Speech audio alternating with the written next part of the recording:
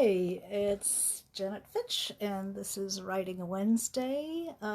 It was postponed today because I did an interview with an organization called A Mighty Blaze, and with my favorite bookstore, which is Skylight Books here in Los Angeles. And what they're doing, Mighty Blaze, they have their own page on Facebook. You might want to look at them. It's a bunch of writers who've decided that we're feeling it for people who have books coming out right now when the bookstores are not available to just be browsed around. It's really bothering us book people, and especially people, debut writers having books out now, but just about all of us writers who have books coming out now. So keep in touch with this group called A Mighty Blaze. And one of the things they're doing is doing a series called Authors Love Bookstores. And I did a conversation earlier today with Skylight Books, which is one of those bookstores in LA that does a reading every night. It's been such a hard thing to be without Skylight right now, but indeed they are still open online and you can still buy books. And check out your own local bookstore, your favorite bookstore. Leave in the comments section if you have a favorite bookstore. Let me know what it is. Skylight's a neighborhood bookstore. I used to live around the corner from there. So many of my favorite readings were there. I saw the last two before this interlude, and we want to continue to keep our indie bookstores healthy. So keep buying your books from them. Why wouldn't you? So we're talking about today. So Writing Wednesday is late, but it is. It's given me a chance to think about what people are needing right now. I'm looking at your a lot of comments that I've been getting for the past week saying you're having a hard time concentrating right now. People who are tremendous readers are saying, I can't read, I can't write. So you can see why people are doing all this baking and gardening and stuff. Anything that's sensual is very grounding for people, and it makes a lot of sense to be doing these things. But we've also seen how sensuality works in writing. You can give yourself writing exercises where you take a scent, you take a color. Last week we did color. We wrote to color. And you can see how the body is the gateway to what's not only what's in there, but what's out there. It's a bridge. The senses pull you from the outside in and then pull what's inside out into consciousness. So I showed you last week my little bag of tricks, and I'm going to pull it out again because we're going to talk a little bit more about kind of tuning in to your own materials and doing a little writing. But first, I'd like to talk about the concentration problem. The concentration problem is we feel absolutely bombarded. I just wrote an article about this. We feel so bombarded by what's going on in the world that if you're an imaginative person, you are expending a tremendous amount of psychic energy just to stand up and walk around and not be completely overwhelmed by your feelings, the terror and the rage and the exhaustion of all that. So concentration is a matter of, you have to have some psychic reserves to have concentration.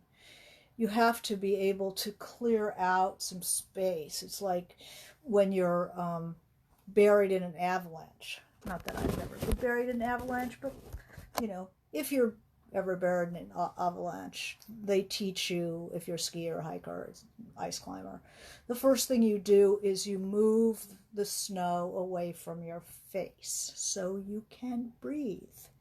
You know, in an airplane, they teach you to put on your mask before helping others.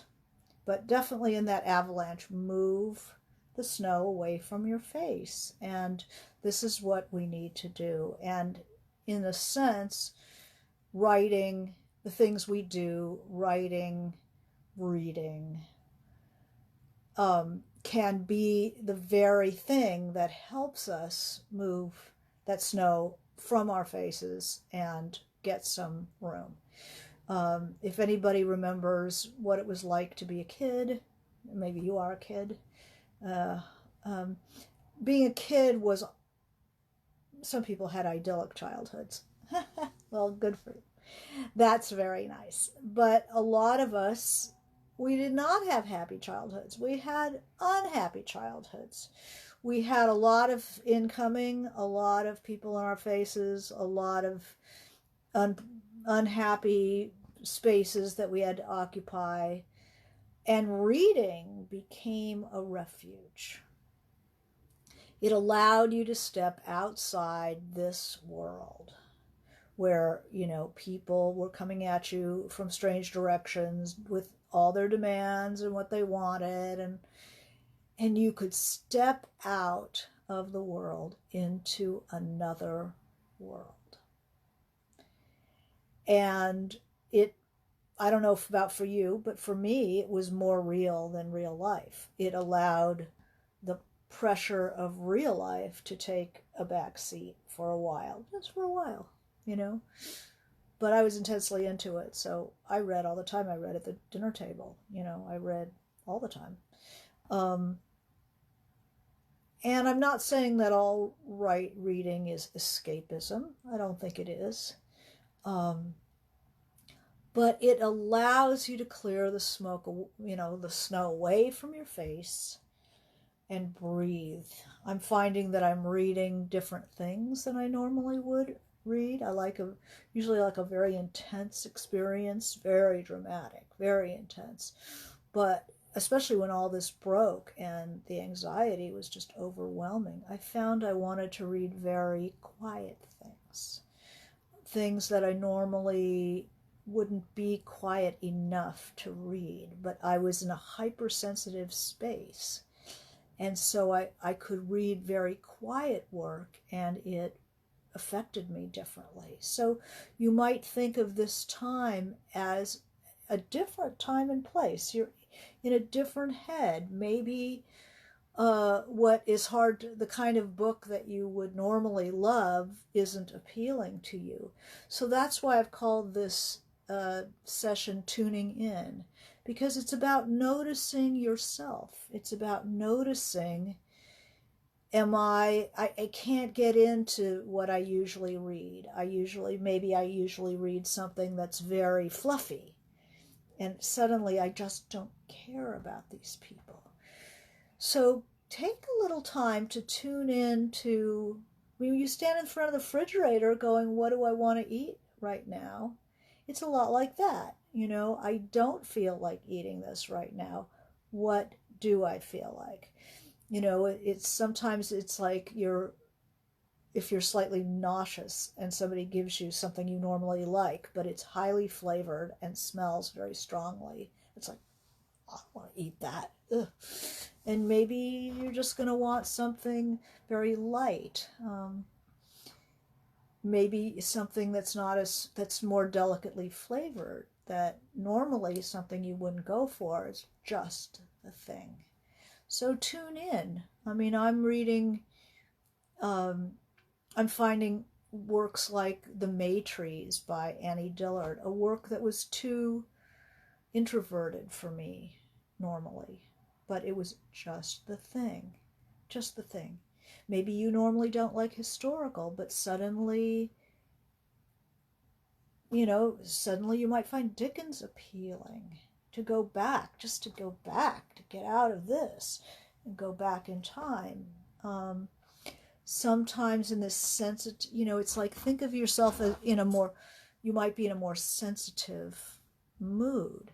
So you might enjoy reading something that isn't a big drama, something that is maybe mannered, something that you wouldn't normally read. Maybe, you try Henry James and go, gee, this is exactly what I want. You might read Dickinson, maybe to you before, and suddenly it's like, wow, this is really amazing.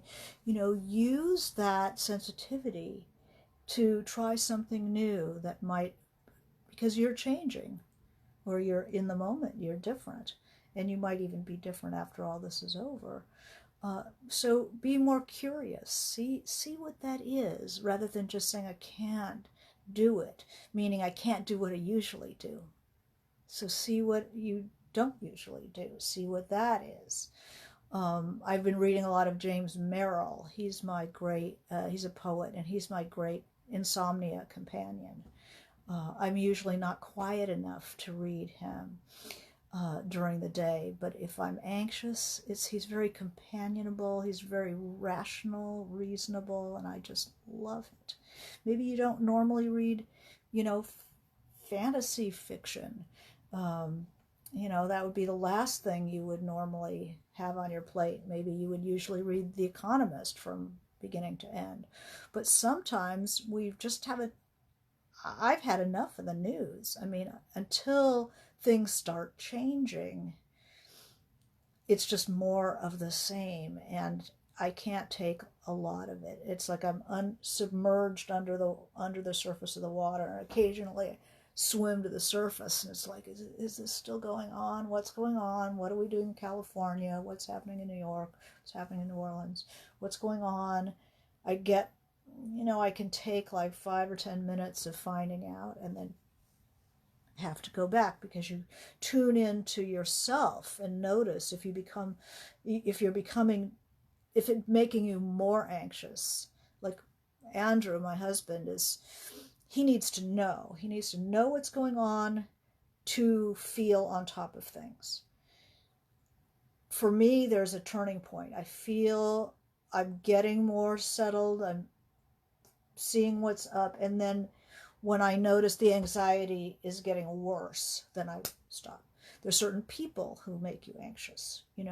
Tune in, be really aware. It's like, how is this conversation with my friend going? Is this stirring everything up, or is this making me feel better? So you're not doing what you always do. You're doing something else. It's a really good time to try some different authors. And then, as far as your writing, concentration is about pushing that snow away from your face, that avalanche snow. It's about winning a little bit of space for yourself, so that you're not hiding from what's going on. You know damn well what's going on. What you're doing is you're saying, right now, I am not going to think about that. I'm not going to let that intrude. And what's extremely useful is that kitchen timer. You see me use it all the time.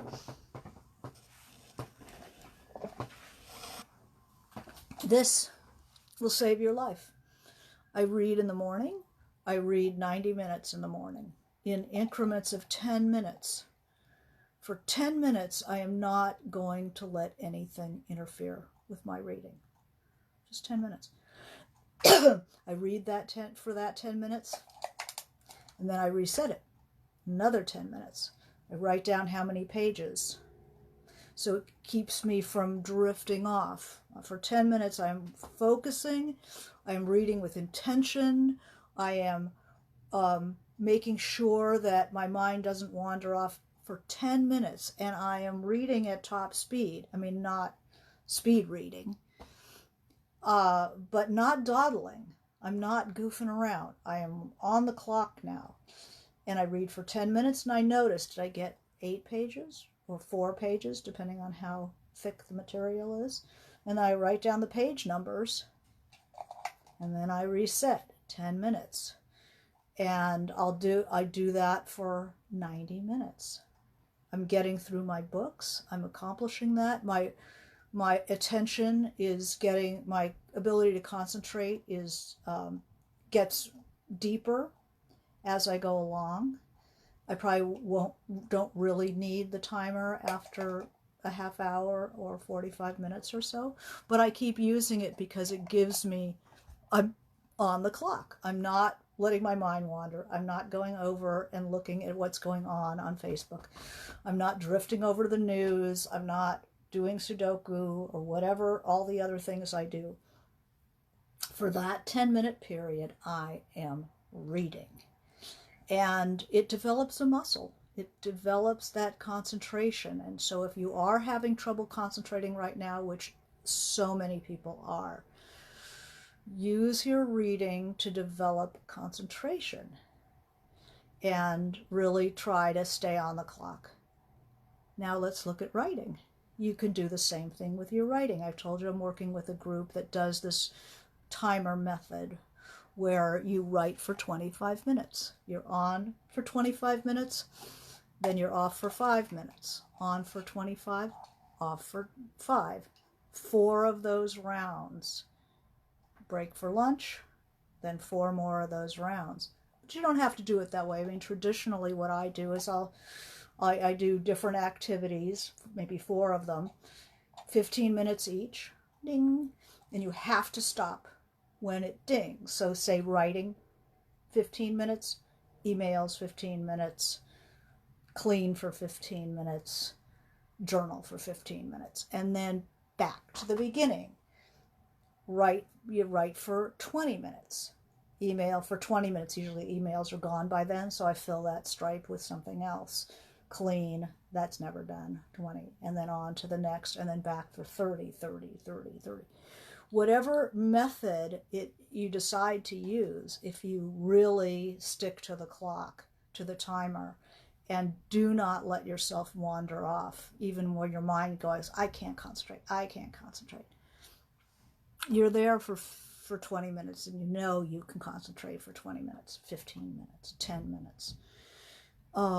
And you are training your concentration so that you can get some writing done. And when you do, you feel so much better. You do feel like in some small way, you can't control what's going on, that's for sure, but you can control 10 minutes. You can control 15 minutes. The secret of living in times like this, I just wrote this article, so it's very much on my mind. The secret of this living in times like this, I remember reading books where people were going through all kinds of horrific things in history. And I always thought, well, gee, how can they live through this? Why? How come there doesn't make them insane? Well, it does make some people insane. Let's try not to be insane, okay?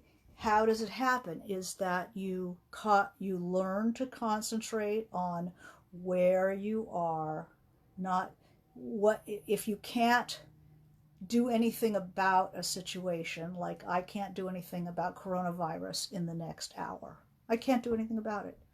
So for me to sit here and grind my teeth for an hour is simply to lose that time. So I accept that that I can't do anything about coronavirus in the next hour. What can I do in the next hour? I can read, I can write, I can clean up, whatever. And then you structure that time. So you're pushing the snow away from your face so that you can breathe. You can, you need to be able to breathe. And then you tune into what is calling you. So reading, it's like, whatever murder mystery that I was reading, maybe it's just like too much. Enough death, enough murder, enough blood, blah, blah, blah. I can't take that. Can't take it. What I want to read is something quiet and kind of intellectual and beautiful and maybe very small scale. I talked about that last time, is to make the scale smaller, bring it down. It doesn't have to be aliens hitting, taking over the world. It can be just somebody in sunlight, thinking about a birdhouse that her father made for her. These small moments are not irrelevant in human life. They're essential. When people, if you look at the work that was done, say, during World War II, much of it was very concentrated on the quotidian, something small, something, how I'm living with my family in Brooklyn, or how I'm, raising corn somewhere, or my riveting job, or whatever it is. The attention to the quotidian, because it seems so precious. People just living their lives seems incredibly precious right now. And the literature of that is just as, it's just as intrinsic to the spirit of the time as a political essay.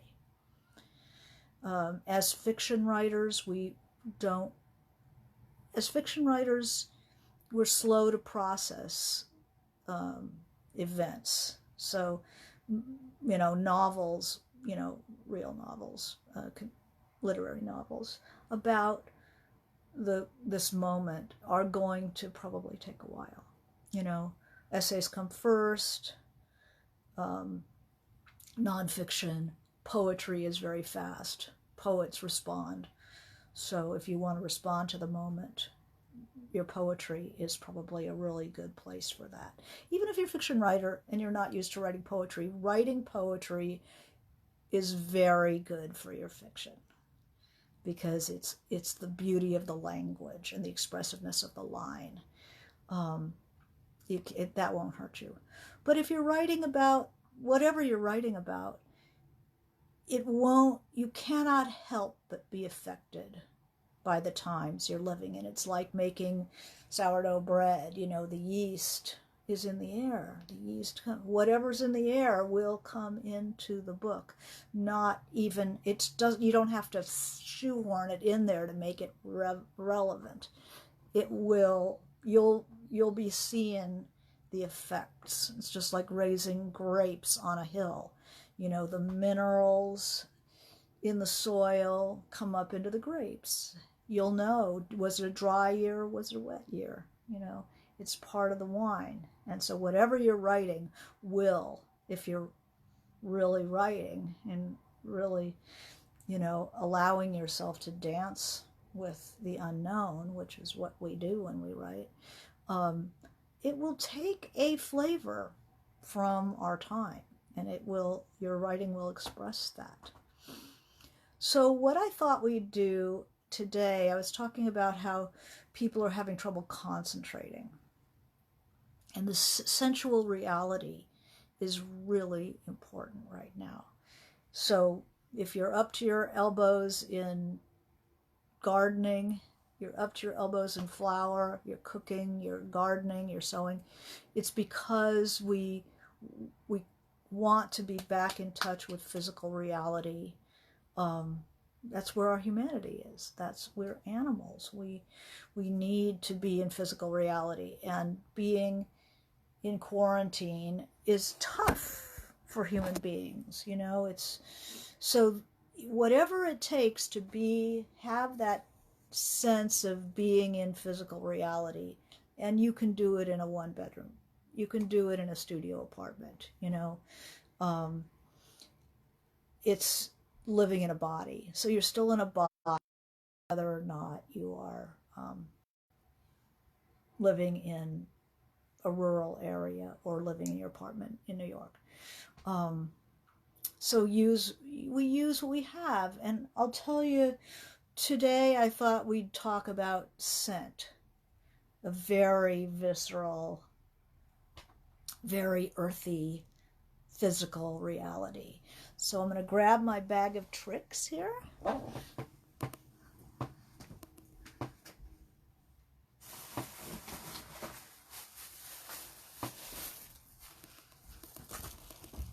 And this is a very fun thing to do with children if you're at home with kids. an opportunity to play with them. This is like my Mary Poppins bag. And here's something else in it. This is my scent organ. If anybody has read Huysmans Against Nature, Huysman has a what he called a scent organ, and he worked with a perfumer, and it would spray different things, and he could experience different things. Well, when we write, scent it's such a trigger for memory. It really takes you somewhere. And what I did was I bought this at a yard sale. I bought this box of ginseng bottles, and I went to one of those bath and body places where you can take samples, and I paid them, like $5-7, and they let me put drops of different scents in my bottles with little cotton balls at the bottom. And what this this is my life in scent, memory scents. And it's hard to do this in quarantine, but you can do this in the abstract. Make a list of the scents of your life. If you had to do your life in 10 scents, what scents? S-C-N-T-S. S-C-E-N-T-S. What scents would they be? So for me, they are French vanilla. When I was pregnant with my daughter and just immense and I couldn't move, somebody gave me some French vanilla lotion, and I just became obsessed with it. And so there's this feeling of this bread rising, the stomach coming out and being immobile, and then this sweetness of the French vanilla that just seemed to go right together. There's patchouli. There's my teenage hippie years. I smell that. I smell there was a hippie clothing shop in what is now Sunset Junction called Mahidabel, and I can remember the smell of the dressing room, patchouli, and I smell it, and it doesn't smell like what you think it would smell like, but it smells like my teenage years and my dreams of wishing that I was, in San Francisco with flowers in my hair. And so how do we describe a scent? You can first figure out what the scents of your life are, and then play with it. You smell it, and then you can go, where is this? When is this? Who is this? What happens in that dressing room at Mahidabel's? You can set yourself up an exercise with it. But it's just interesting first to just see if you can find maybe you can't get samples of it in your home right now, but you can certainly try to remember. When you smell a memory scent, it puts you right back there. It's like scent and smell and taste. Proust's Madeleine. He was trying to recover his childhood. He could never quite get in there. And then he had a sip of linden tea with a Madeleine, a little cookie, dipped into it. And that taste and smell unlocked a 7-volume fictional autobiography called In Search of Lost Time. This is how you search for lost time. Scent will do it. So, this is my Aunt Suzanne. Yeah, patchouli, wait till you see what else I've got. Because my grandmother, one of the scents I have in here is rose. It's rose. And my grandmother Stella wore Joy perfume. And Joy perfume smells of roses.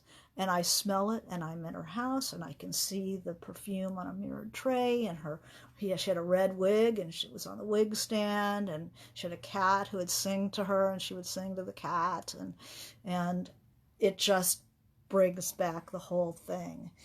There is cedar, which smells of, I had a friend whose house I loved. She had 3 brothers, and this house was so mysterious. It was always dark when it was, even in the summertime. They kept the blinds kind of drapes kind of closed. They had like these really nice oriental rugs, but it was all kind of dogs and kids and wild chaos that my house was not. I loved them. And that house smelled of cedar. It smelled of old Christmas trees and mothballs, is what it smelled like. And every once in a while I will smell that smell, and it takes me right back to that house and those people. Oh my God, I can go right back there. There's and I've used that scent. I've used that scent in my writing. I'll give that scent to a house that is particularly compelling to the character. Wonder what this one was. There's California orange, a certain smell that in old neighborhoods in California, in LA at least, people have orange trees, they have lemon trees, and they don't pick the fruit because it's not very good. They don't tend to fertilize it or water it or anything. So they tend to just let the fruit rot on the tree and drop. And these old neighborhoods in LA, that's what they smell like. They smell like oranges, but a really resinous smell. It's not like sweet, like orange blossom. It's almost like linseed oil, and it smells so particular, and it brings back the old neighborhoods in Hollywood and that certain sense of going wild, you know. I have eucalyptus. That's the smell of California. Eucalyptus. I know it's from Australia, but you know, that's what it's those long afternoons when you're a kid and you don't know what to do, long before the days where kids went to all those lessons and stuff. I was more of a free range kid. And so just milling around with nothing to do and picking up those little buttons that came off the eucalyptus. There's musk. I have musk, which to me smells like boys when I was in high school and in college.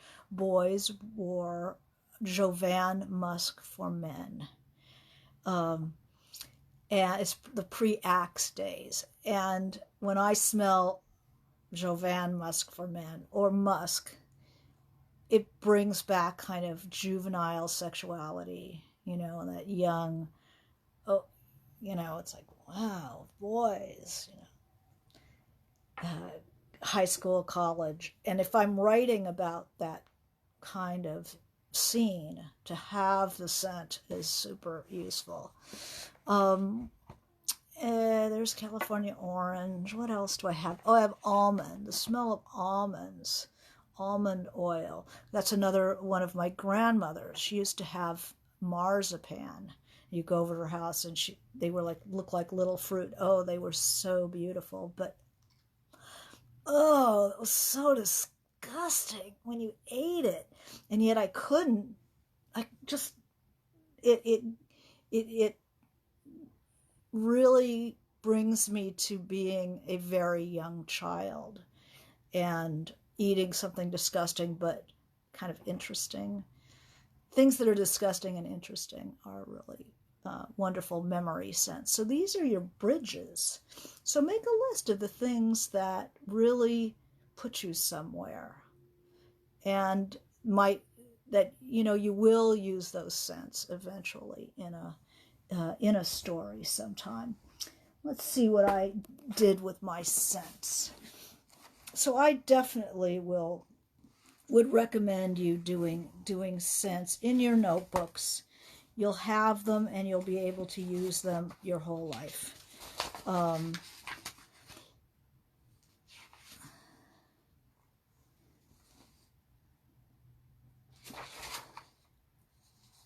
here's violet. Look through your perfumes. Look through your scents on the in your spice rack.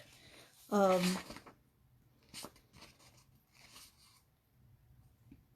and then you can write a paragraph, write 2 paragraphs, write a whole page. Here's patchouli in my from my notebook. Let's see if I can switch this around.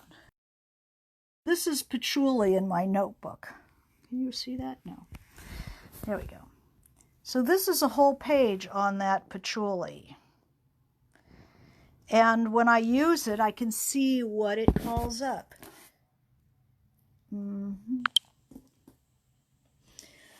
So patchouli, sweet, musky, dusky, exotic incense aroma of patchouli oil from the 60s and early 70s.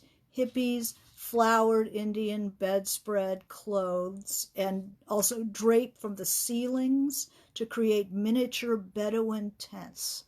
And this is a house I lived in. Mehitabel dress shop, all imported fabrics from India in the hippest corner of the city at Santa Monica and Sunset, Sanborn Junction, the soap plant. And all the hip people lived on the hill just behind there. So it's a place. I can remember that place. Also, creative hand weavers for people from LA, if you can remember that far back. Creative hand weaver, Donovan, Flower Power, Acid and Pot and Mushrooms, little houses in the canyons with broken down picket fences and dangling eucalyptus and pepper trees, talking into the night with people who are suddenly your closest friends after having never known them before that night. Generosity to strangers, romantic, idealistic, poetic, free love, free clothing, free food, scrounging. I don't know if anybody remembers scrounging. That's where you're at some fast food place and somebody doesn't eat something and you just sort of swoop down and eat it. That's a long time ago. Wow. Here and now Hilton. That means you're just going to sleep on the ground. The Here and Now Hilton. Patchouli of possibility, flute and guitar. So that it's like, what does it sound like? If it was music, what would it sound like? Flute and guitar. Head wraps, gypsy bell bracelets, impromptu belly dance, and juggling. Magic in the air, tarot, wind chimes, crash pads are beautiful places with beautiful people. Remember, it's hard as an adult. When I think of a crash pad at this remove, I think of lice. I think of, STDs. I think of dirty feet and cracked, people who walk barefoot all the time so they get the cracked soles. I think of, that kind of stuff. But if I get inside the patchouli, the dream, the promise, the idea of patchouli, I'm seeing again how I had seen those crash pads.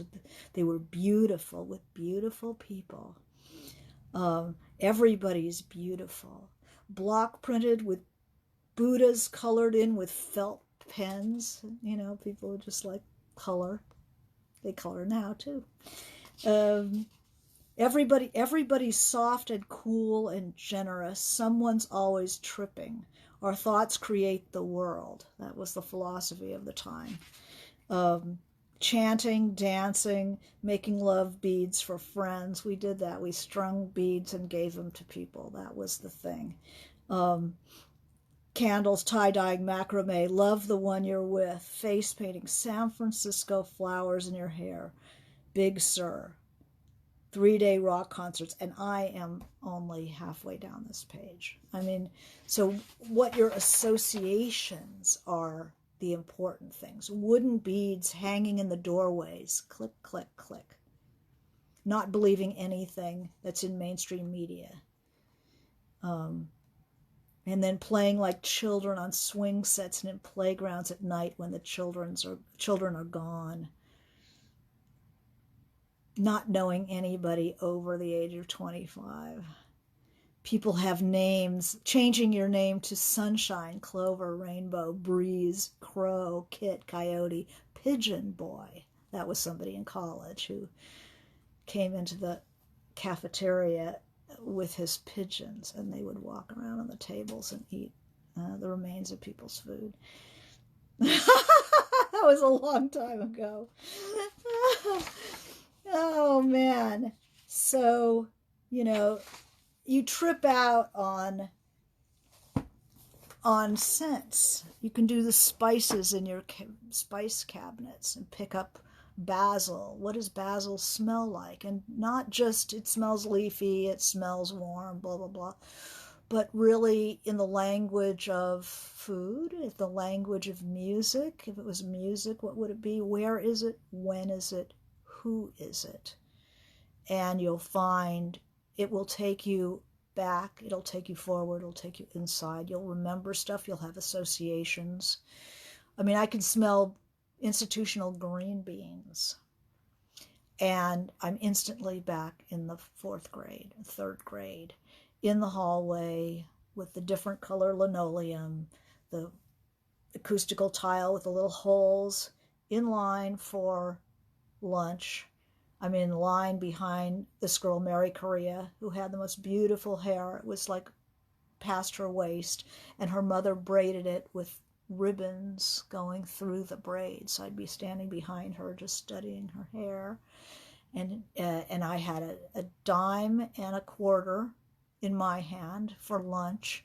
And then Mary was in daycare after school, and so she had a ticket.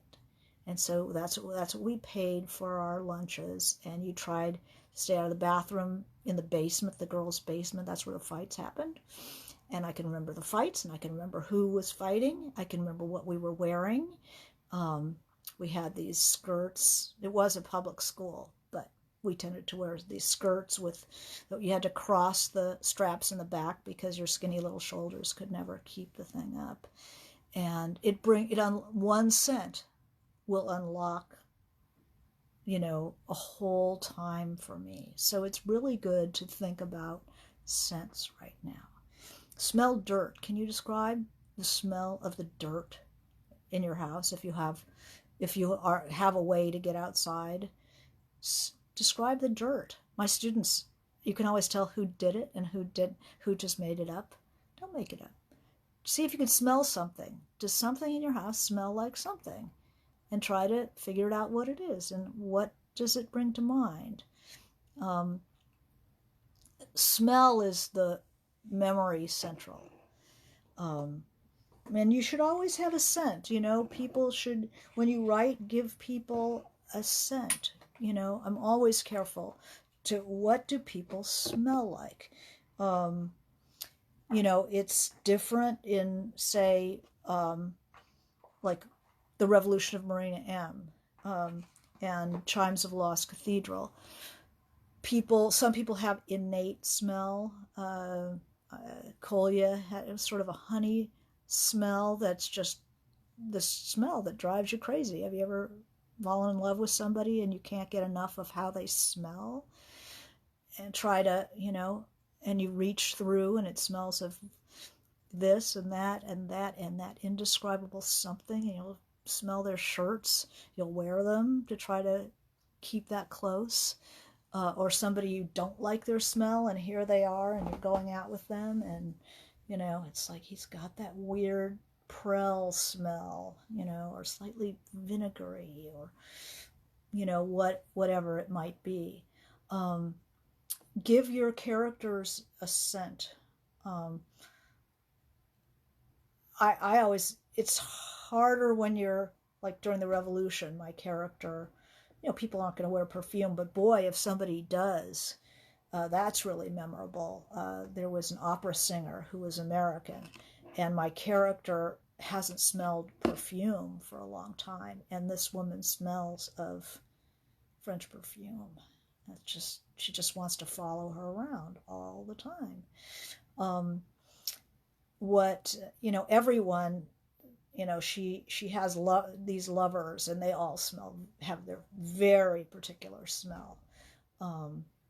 but her friends do too. You know, she has a friend who's a chemist and smells it, and she's a photographer, smells of the dark room.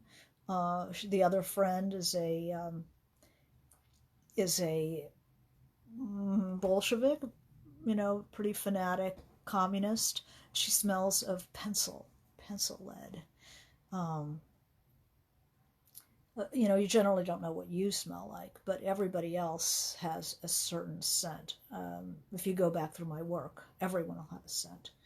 Um, and it's really something you can say about an interior of a store or an apartment. You know, if it has a particular smell, it helps the reader enter that world. And it's very evocative.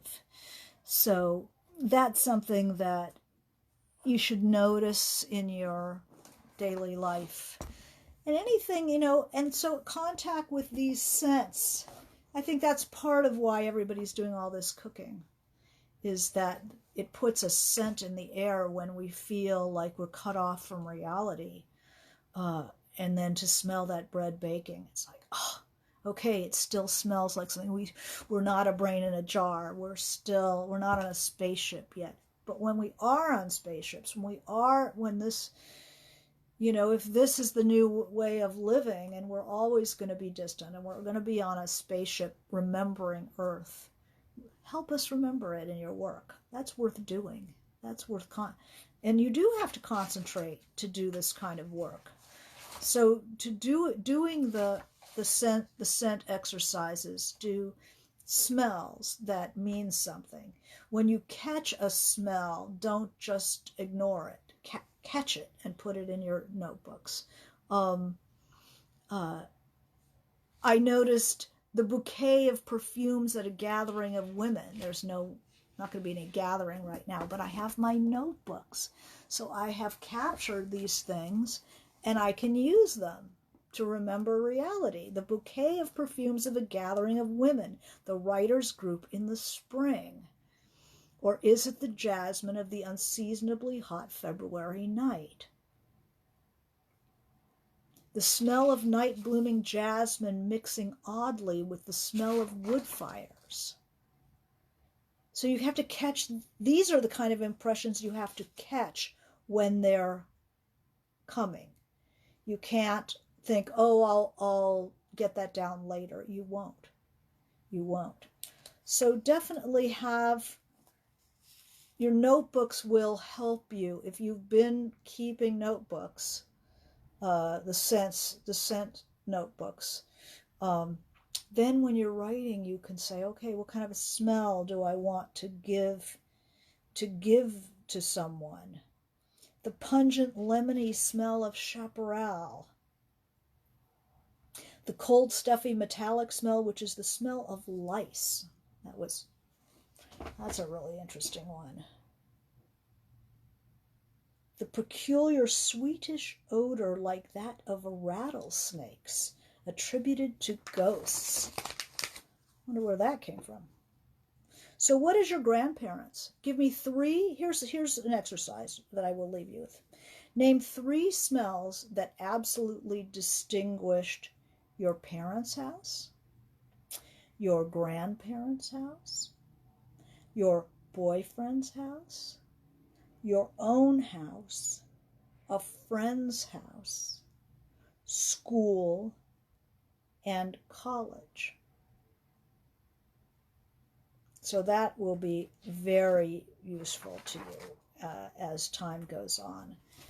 And just keep working your way through smells. You can do textures are wonderful to put you back in sensual reality. And just keep tuning in. Keep your, how do I feel about this smell? How do I feel about this person? How is this book making me feel? And respond to it. Feel, you know, it's not something to be ignored and buried. It's something to be noticed right now, because you are changing. This world is changing you. Our situation right now is changing you. And you can move towards something new by noticing, I can't concentrate well. What am I gravitating towards now? Maybe I'm trying to force myself back into something that no longer suits me. What if I'm writing something and I don't care about it anymore? I just don't care about it anymore. I would say you can find something within it that you find interesting, like some small aspect of it. Think small. Can I just describe the room where this person is? And something might pop for you.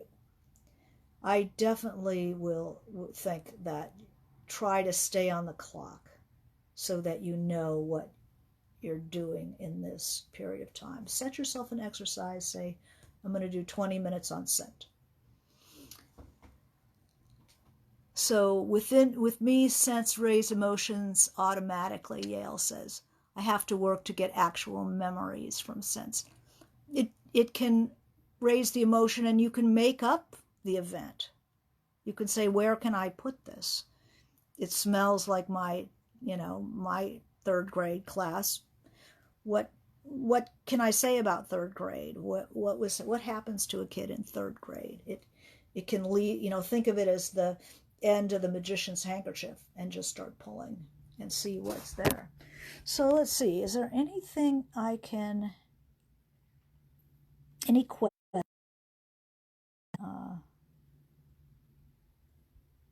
answer?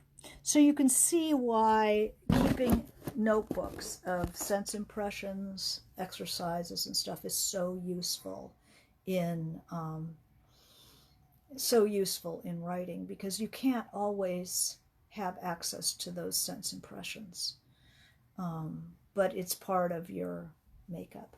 And if anybody's having trouble concentrating, let me know and see if I can think of more help for you.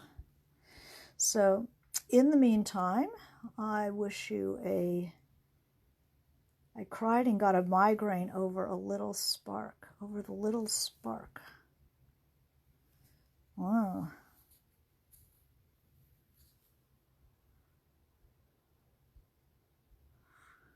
All right, well, a scent map of the perfumes, that's really good.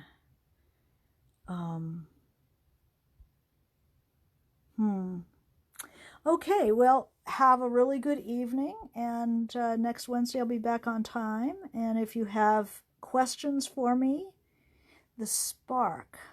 Which spark, Brittany? Oh, the spark from Chimes of a Lost Cathedral, that spark. Yeah. Okay, no spoilers. All right, well, thank you very much for tuning in, and this was Writing Wednesday. Good night.